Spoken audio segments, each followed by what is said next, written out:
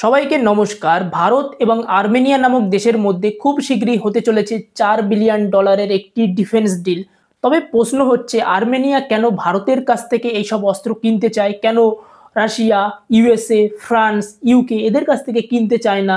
এবং এই ভিডিওটিতে দেখব যে ইসরায়েল এবং ভারত দুজন বেস্ট ফ্রেন্ড হওয়ার সত্ত্বেও কেন আর্মেনিয়া আজারবাইজান যুদ্ধে একে অপরের বিরুদ্ধে সাপোর্ট করছে বা কাজ করছে, যেখানে ভারত সাপোর্ট করছে আর্মেনিয়াকে কিন্তু ইসরায়েল সাপোর্ট করছে আজারবাইজানকে। চলুন ভিডিওটিতে জেনে নেওয়া যাক, তবে ভিডিওটিকে পুরো দেখবেন তবেই বুঝতে পারবেন এবং চ্যানেলটিকে অবশ্যই সাবস্ক্রাইব করবেন, ভিডিওটিকে লাইক করবেন এবং কমেন্ট করতে ভুলবেন না।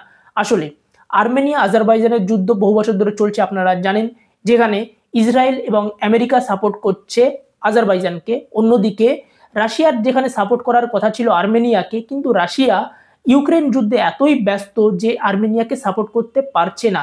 এই কারণে কিন্তু আর্মেনিয়া অলরেডি ভারতের কাছ থেকে আকাশ মিসাইলের যে বেস ভ্যারিয়েন্ট সেটি কিনেছে, সোয়াতি ওপেন লোকেটিং র্যাডার যেটার মাধ্যমে শত্রুর যেসব অস্ত্র আছে সেগুলি খোঁজা হয় সেটি কিনেছে, এবং অন্যান্য কিছু শর্ট রেঞ্জ মিসাইল কিনেছে, এবং ভারতের SSS ডিফেন্স কোম্পানির থেকে বিভিন্ন স্নাইপার রাইফেল এবং অন্যান্য কিছু রাইফেল কিনেছে, অ্যামিনিশন কিনেছে, এবং ATGS যেসব টোর্ড আর্টিলারি বা বড় এই বন্দুক এইগুলো কিনেছে। কিন্তু অপারেশন সিন্দুরের পর আর্মেনিয়া দেখেছে ভারতের এয়ার ডিফেন্স কত শক্তিশালী।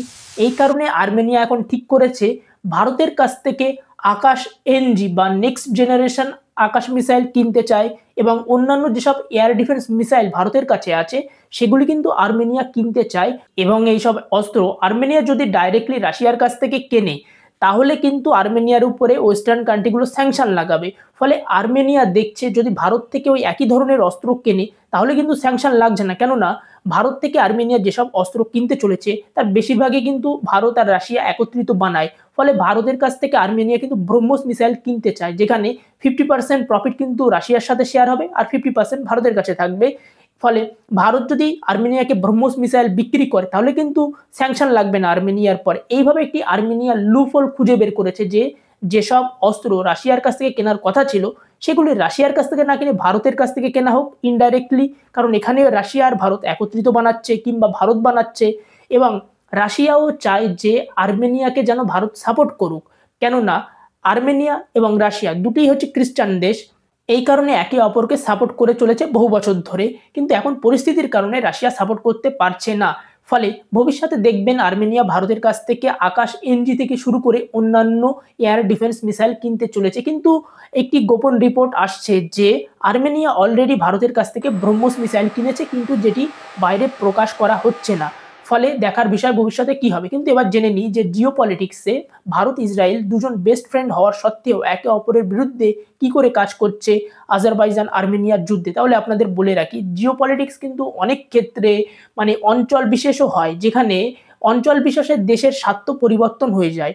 ইসরায়েল এবং আমেরিকা আজারবাইজানকে সাপোর্ট করে কেবলমাত্র ইরানের কারণে, কেননা মোসাদ যত অপারেশন ইরানের মধ্যে করে কিংবা CIA যত অপারেশন ইরানের মধ্যে করে তারা কিন্তু আজারবাইজান হয়েই কিন্তু ইরানে প্রবেশ করে, কেননা আজারবাইজানের সাথে ইরানের একটি বর্ডার আছে। ফলে যেসব এজেন্ট আছে বা সিক্রেট সার্ভিস এজেন্ট আছে তারা আজারবাইজানকে তাদের বেস হিসেবে ইউজ করে, এবং ভবিষ্যতে ইরান ইসরায়েল যুদ্ধ বা ইরান আমেরিকার যুদ্ধ যখনই হবে তখন কিন্তু আজারবাইজানকে ইসরায়েল এবং আমেরিকা নিজেদের বেস হিসেবে ইউজ করবে, কেননা আমেরিকা আটলান্টিক পার করে ইরানে যুদ্ধ করতে আসতে হলে অনেক সমস্যার সম্মুখীন হবে এবং অনেক অর্থ ব্যয় হবে।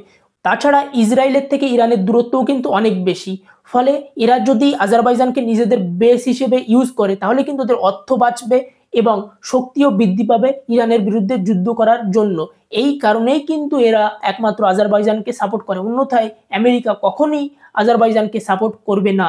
ফলে এখানে ইসরায়েলের একটি বৃহৎ স্বার্থ আছে, যেটি ভারতও কিন্তু এক প্রকার ইনডাইরেক্টলি সাপোর্টও করে না বা এর বিরুদ্ধেও কাজ করে না। ভারত জাস্ট আর্মেনিয়াকে নিজের অস্ত্র বিক্রি করছে, এবং ভারত ভালোভাবে জানে যে ইরানের কাছে নিউক্লিয়ার বম আসলে এটি ইসরায়েলের পক্ষে কতটি খতরনাক হতে পারে বা ডেঞ্জারাস হতে পারে। এই কারণে কিন্তু ভারত ইসরায়েলকে এ বিষয়ে কিছুই বলে না। ভারত কেবল আর্মেনিয়াকে নিজের অস্ত্র বিক্রি করছে রাশিয়ার রিকোয়েস্টে এবং নিজের ওপেন এক্সপোর্ট বাড়াতে এবং টার্কিকে শায়েস্তা করবার জন্য, কেননা টার্কি হচ্ছে আজারবাইজানের বড় ভাই এক প্রকার।